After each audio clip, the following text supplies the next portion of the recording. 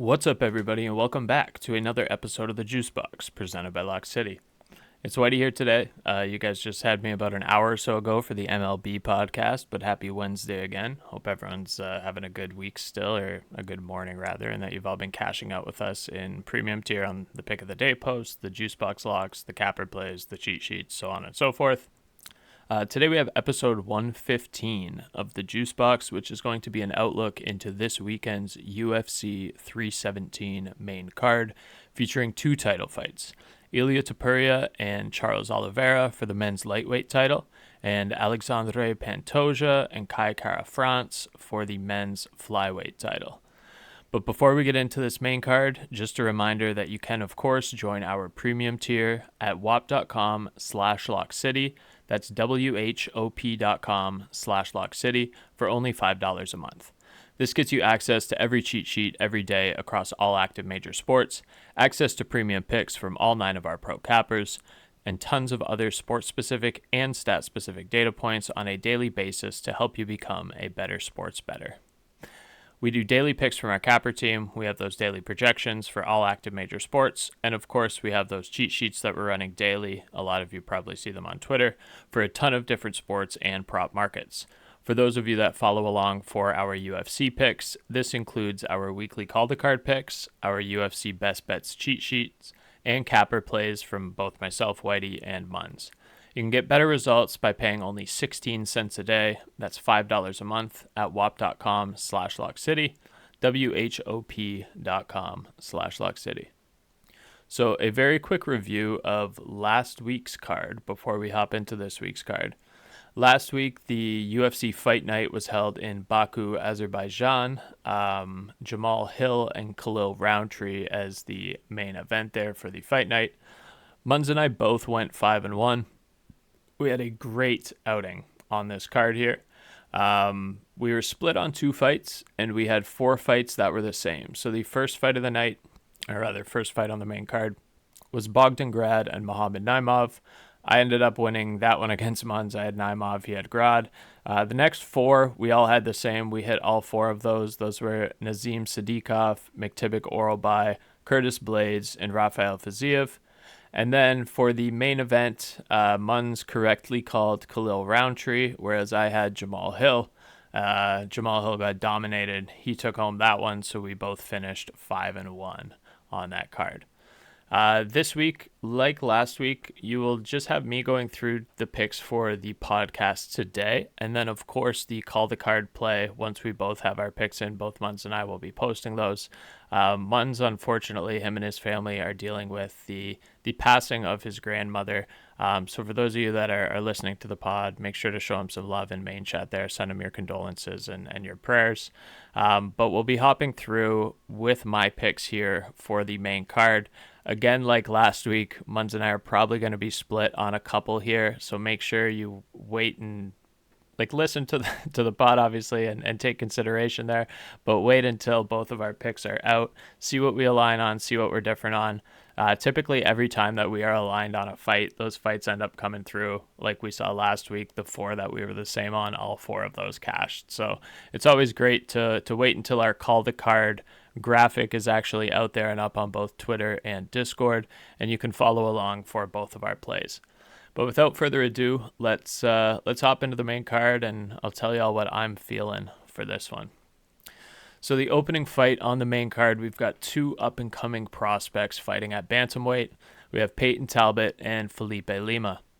Payton Talbott comes into this fight as a slight plus 145 underdog, coming off of the first loss of his career to Raoni Barcelos by decision, dropping him to 9-1 overall, including a 3-1 record in the UFC. Payton Talbott is 5'10". He has a 70-inch reach, and he was touted as the division's new up-and-comer before now coming into this one as an underdog. His last fight, for those of you that remember, he was like a minus 1,200 favorite, and now he's a plus 145 underdog coming into this one. The obvious issue in his fight against Barcelos was his inability to defend the takedowns against a 38-year-old Barcelos. Mind you, he's got great ground game, great grappling, but still. Felipe Lima is 14-1 overall as a professional, and he's 2-0 in the UFC. He's got 4 wins by KO TKO. He's got 3 wins by submission, and he's got 7 decision wins. Interestingly enough, he lost his first ever fight as a pro, and since then he's won his next 14. He's 5'6". He gives up 4 inches in height to Payton Talbott, and he has a 68-inch reach, giving up 2 inches in reach there as well. I've got to go with Felipe Lima on this one. I think both of these guys are good fighters, but I think the most glaring issue for Talbott again here is going to be the takedown defense. His Raoni Barcelos fight happened just earlier in this calendar year. I don't think he's going to have had enough time perfecting his takedown defense against a prospect that's essentially made his name off of his ground game and his abilities and his well-roundedness as well, I would say. Lima's equipped with good Muay Thai, as evidenced by his 4 KO wins, but his grappling is exceptional as well. I'm going to go Felipe Lima on the money line here, minus 188. And in terms of methods, I like Felipe Lima by double chance for submission or decision at minus 130 on Bet365. I really love that line. We'll be coming back to it in a bit. Because Payton Talbott is 4 inches taller, I think Lima's going to have difficulty finding the KO finish. I think instead he's going to have to take this fight to the ground, either submitting Talbott or winning a pretty dominant decision win. I really like that for the opener. Hopefully Munz does too, because we're locking that in for the JuiceBox Lock. Next one up is going to be Brandon Royval and Joshua Van. Absolute banger of a fight between two of the best flyweights in the world, outside of course, the co-main event title fight. Brandon Royval is the number 1 ranked contender in this division. He's got a 17-7 overall record as a professional, including a 7-3 record in the UFC. He's got 4 wins by KO TKO, 9 wins by submission, and 4 wins by decision. He's 4-1 in his last 5, with the only loss coming to current champion Alexandre Pantoja. Royval stands 5'9" with a 68-inch reach. Joshua Van is the hottest prospect right now in the lightweight division at present and potentially ever. He's 14-2 overall, including 7-1 in the UFC. He has 7 wins by KO TKO, 2 wins by submission, and 5 wins by decision. He's 4-1 in his last 5, with that loss being his only loss in the UFC, a KO via right uppercut by Charles Johnson. Joshua Van stands at 5'5", giving up 4 inches in height to Royval, and he has a 65-inch reach, so he's giving up 5 inches in reach. Joshua Van has been very busy as a fighter in the UFC. He's fought 5 times in the last 11 months, including a fight on the UFC 316 card where he knocked out Bruno Silva only 2.5 weeks ago. It'll be 3 weeks by the time we get to this weekend's card. This one might bite me in the ass, but I'm going to go Joshua Van here, and for a number of good reasons, in my opinion. Firstly, the Brandon Royval and Manal Kopp fight was scheduled in March, and then it was scheduled again here at the end of June. So Royval has had Manal Kopp on his mind all year, and he's recently had to shift his attention to the up-and-coming prospect in Joshua Van. Whereas Van is just used to keeping busy, he's used to turning around after fights into new matchups and fight camps. Well, here he doesn't have a fight camp. I think this cancels out a little bit because both of these guys have 2 weeks notice against each other, but Van was already in fight shape, and again, he's used to the quick turnaround times, even if they haven't been this quick. Joshua Van has cleaner striking, in my opinion, than the number 1 contender. He's giving up 4 inches in height and 5 inches in reach, like I said, but I think Van's lethal combination work will help him in this one. He's able to throw combos better than Royval, and as long as he doesn't get taken down, I think Van wins this fight. I'm going to go Josh Van on the money line at minus 125 for call the card.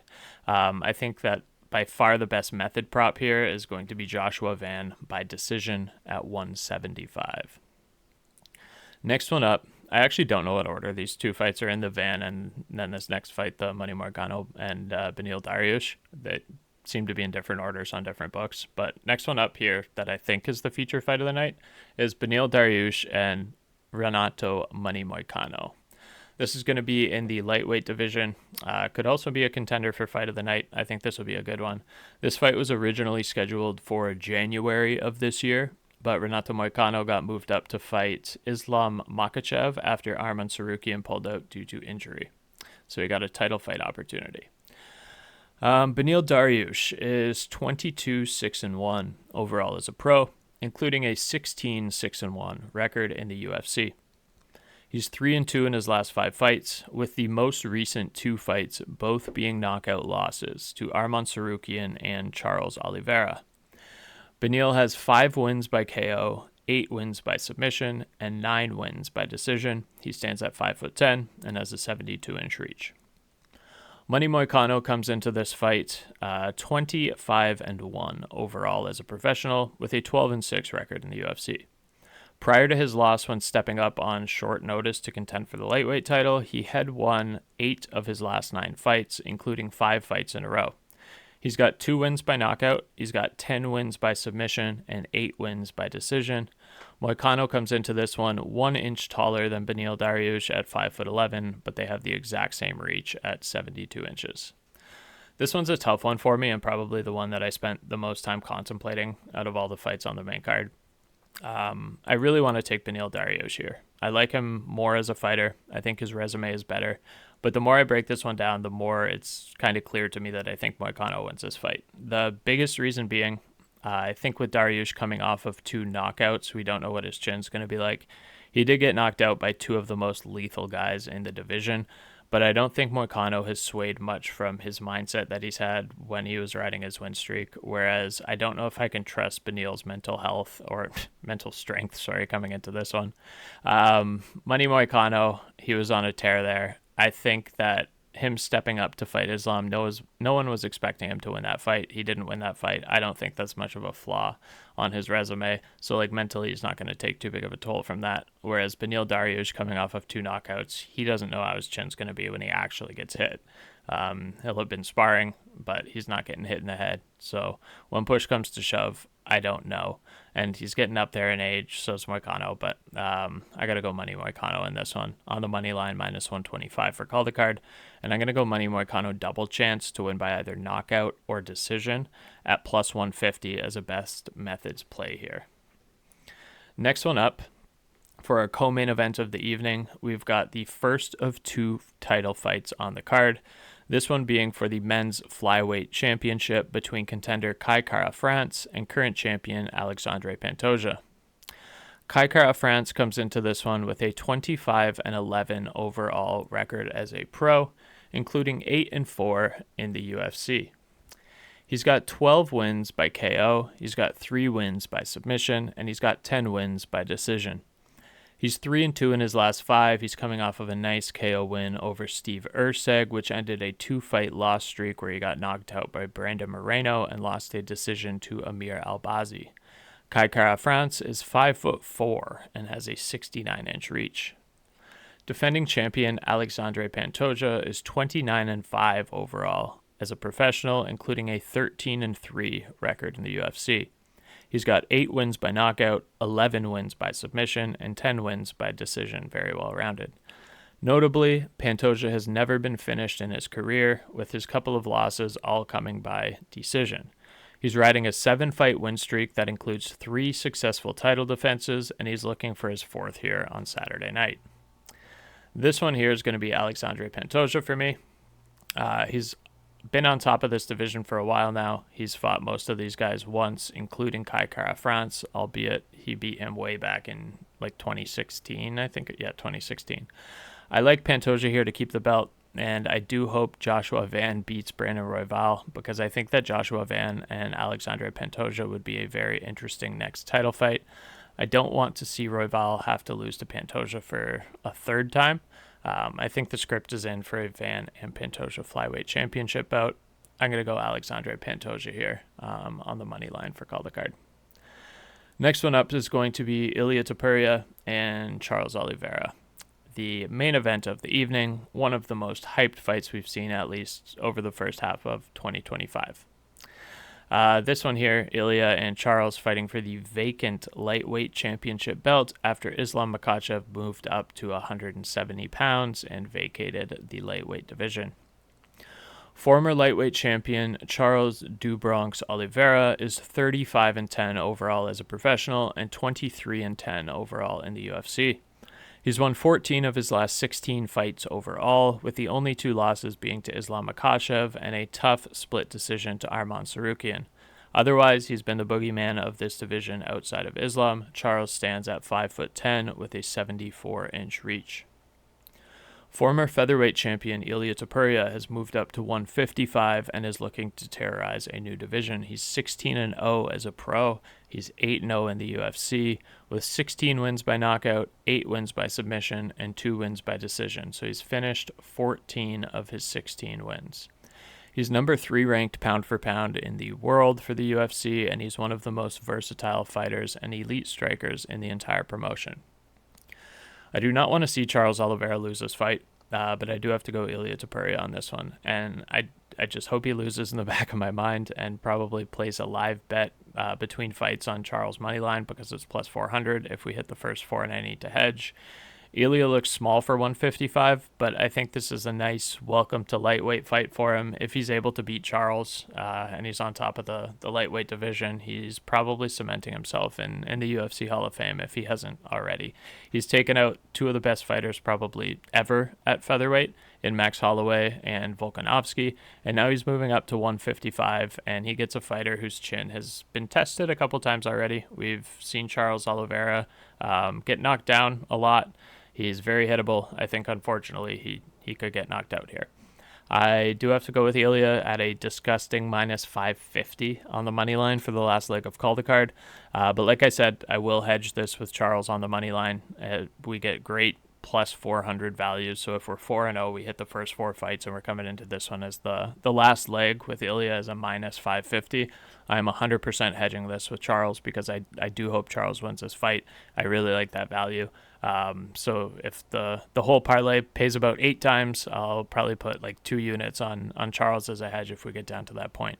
I think Ilia by KO is probably the best methods play, but it's minus 175, which is outrageous. So personally, I'll be skipping that. So in terms of a call the card parlay, 5 fights from top to bottom, we have Felipe Lima on the money line, Joshua Van on the money line, Renato Moicano on the money line, Alexandre Pantoja on the money line, and Ilia Topuria on the money line. That comes out to plus 721, so 8.21 times your money. Like I said, if we get down, we hit Felipe Lima, Josh Van, Money Moicano, and Pantoja. If we get down to the last fight, it's just Ilia on the money line. Place a hedge on Charles Oliveira money line at plus 400. If you put like 2 units on that, you're coming out even better than the call the card parlay. You'll have invested 3 units total overall, and you're winning either 8 or 10. So really, really good investment if we get to that point. Nice way to hedge your money and make sure you win at least 5 units in profit. And for the JuiceBox lock of the day, like I think 8 in a row hit on this one. Like I said this morning, I can't remember if it was 7 or 8 in a row. But like I said this morning, we are on a tear with the JuiceBox lock. Last week on UFC, we cashed with Rafael Fiziev on the money line at plus 100, or just slightly over that. This week, we are going with Felipe Lima, double chance to win by submission or decision. I really, really love this. Felipe Lima is one of my strongest money line picks, but it's minus 188 on the money line. I think in terms of methods of victory, he's got to get it done by submission here. He's given up a lot of height. I don't think he's going to be able to get the knockout. I think he's going to get the fight to the ground here. Payton Talbott's been exposed in his last fight in terms of grappling. He's on a pretty quick turnaround time, only a couple of months. He won't have had improved his ground game as much to this point. Felipe Lima should be able to dominate him on the ground. If he's not able to submit him, I think he gets a decision win here in pretty dominant fashion. So JuiceBox lock of the day, or of the week, whatever you want to consider it, Felipe Lima, double chance to win by submission or decision. That's minus 130 on Bet365 is the best line I can currently find. All right, y'all, that's it for this week. Hope we get some cash this weekend. We've been on a tear here, as we usually are with UFC. Hope that continues. And again, make sure to wait for the Call the Card graphic post. We'll have Munz's plays on there as well. Anything that we have the same picks on is usually pretty automatic. We were 4-0 last week on bets that were the same on week before. I think we're perfect as well. So wait for the posts. Make sure to parlay the ones that were the same on. My parlay personally comes out to 721 overall. Hoping to sweep this week. I really, really like these picks. I feel good about them. And the JuiceBox Lock, I feel great about Felipe Lima to win by submission or decision over Payton Talbott. I think Talbott gets exposed again here. Unfortunate for him that they threw him to the dogs again here, but Felipe Lima wins this fight by submission or decision, minus 130 on Bet365. Hope everybody has a good week. Really looking forward to Saturday night. Hope to cash with y'all then. See y'all in main chat in the server. And of course, for those of you not in the premium tier, wap.com/LuckCity, $5 a month, 16 cents a day, yada, yada, yada, all that good stuff. Have a great week. See y'all for MLB on Saturday, probably in Claw. See y'all tomorrow. Peace.